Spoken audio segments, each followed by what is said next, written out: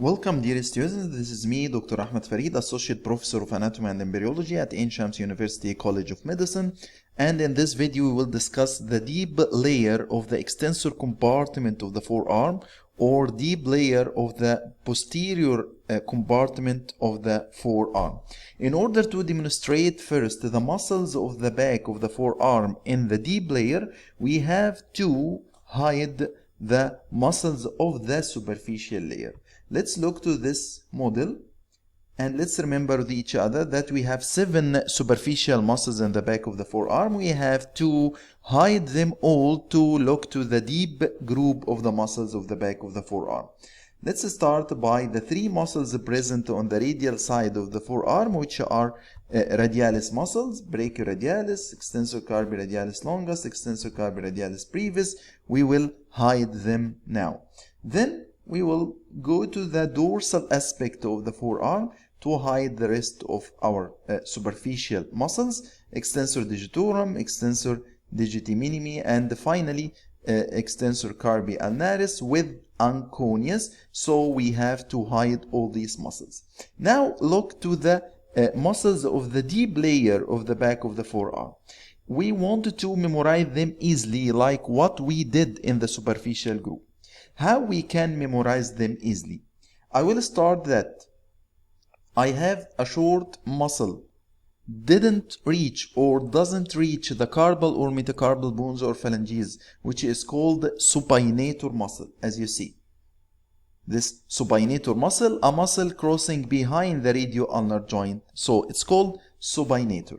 Okay, then we have 3 muscles acting on the thumb from above downwards and lateral to medial: abductor pollicis longus, reaching the first metacarpal bone, followed by extensor pollicis brevis, reaching the proximal phalanx of the thumb, and finally extensor pollicis longus, reaching the terminal phalanx of the thumb. Again, we have 3 muscles acting on the thumb: abductor pollicis longus, reaching the lateral side of the first metacarpal bone, extensor pollicis brevis, reaching the proximal phalanx of the thumb, and extensor pollicis longus, reaching the distal phalanx of the thumb.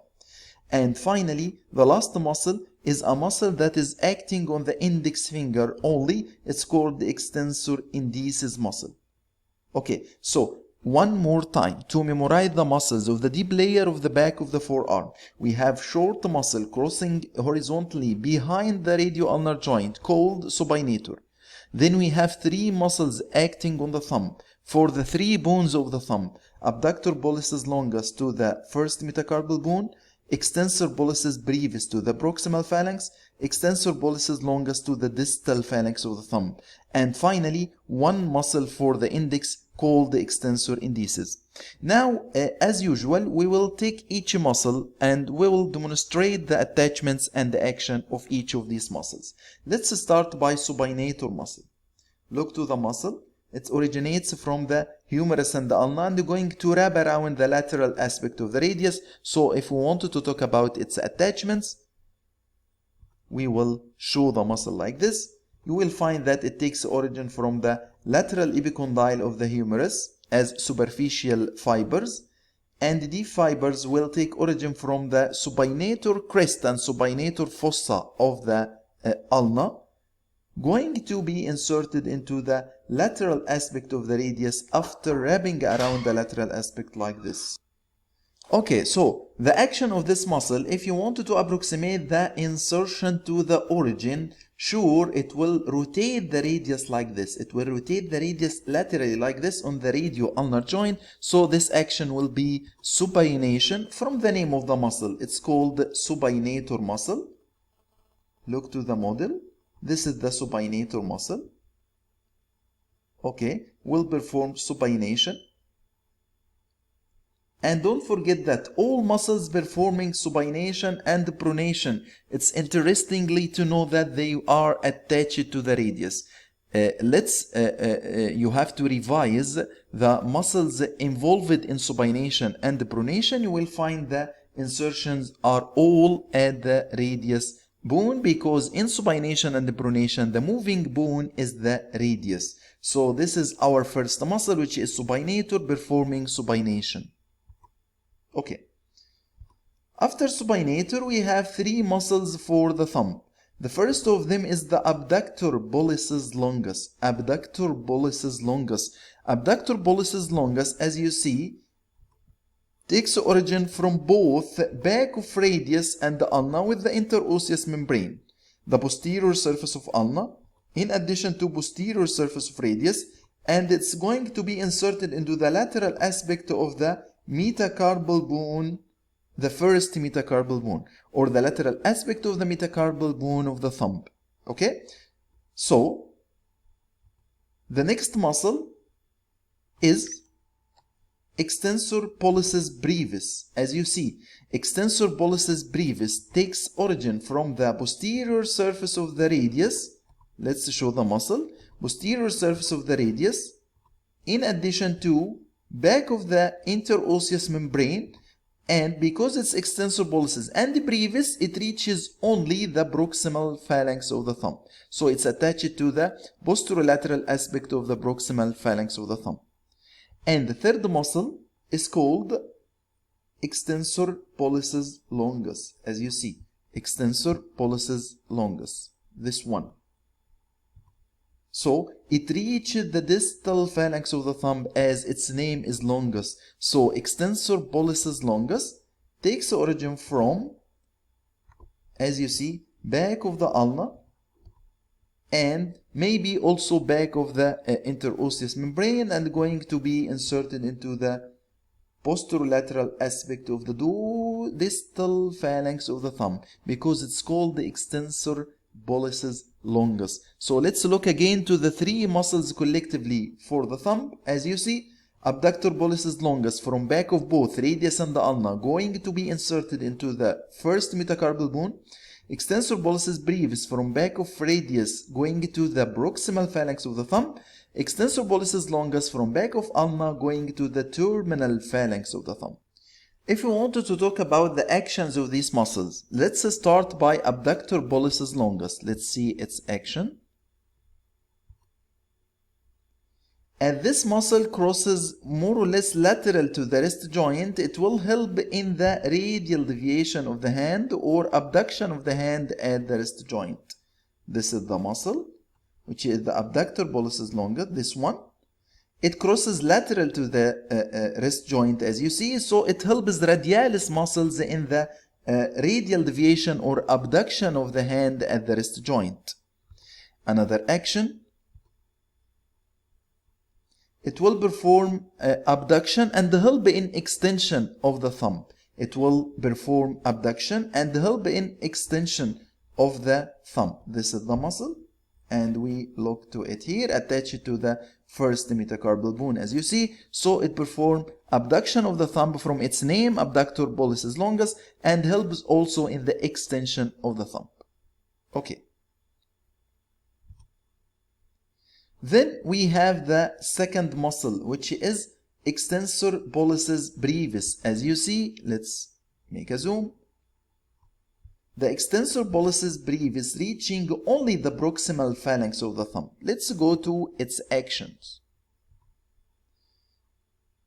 Again and again, as it passes just beside the abductor pollicis longus, lateral to the wrist joint, so it helps in the radial deviation of the hand at the wrist joint or abduction of the hand at the wrist joint, just like the abductor pollicis longus. And the other action is extension of the thumb.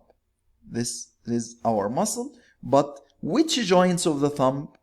It's very nice to know, and it's very logic to know that it's attached to the proximal phalanx of the thumb only, didn't reaching the distal phalanx, so it will extend the carpometacarpal and metacarpophalangeal joint of the thumb only, so it will perform extension of the metacarpal and proximal phalanx of the thumb.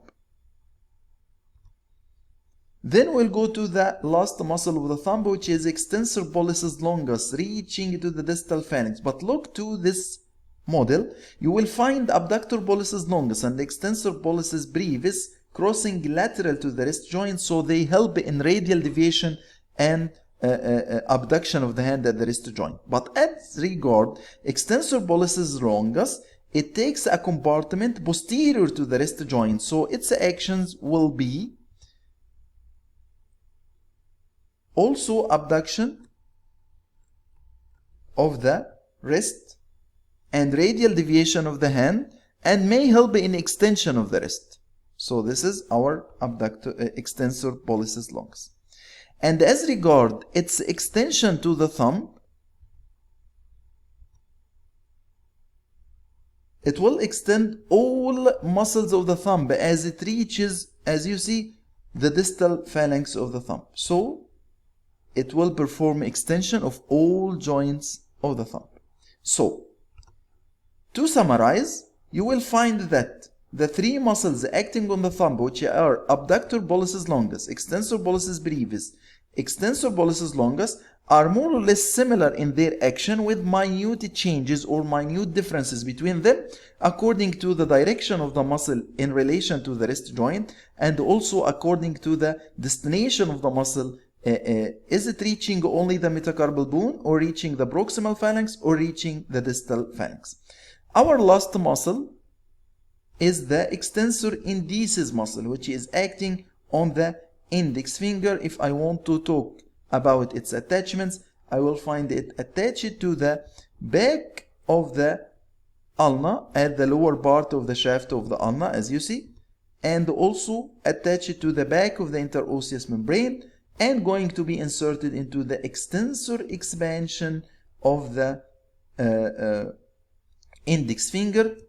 So its action will help in wrist extension, as you see, as it crosses behind the wrist joint. This is the extensor indices in the deep aspect of the forearm. It's very nice to look. Okay. And another specific action, which is acting on the index finger, as it's attached to the extensor expansion of the index finger, it will be involved in the extension of the medial forefingers, and especially extension of all joints of the index finger. It's very clear from this animation that it forms extension of all joints of the index finger. Okay, so here we reached the end of our video talking about the deep layer of the back or extensor compartment of the forearm. Let's memorize them again. We have short horizontal muscle wrapping around the lateral aspect of the radius called supinator. Then we have three muscles acting on the thumb: abductor pollicis longus, extensor pollicis brevis, followed by extensor pollicis longus. And finally, we have a muscle acting on the index finger called the extensor indices muscle. Now we finished our video. I hope it's a beneficial video for all of you. Until we meet again in the upcoming videos, goodbye and good luck for you all.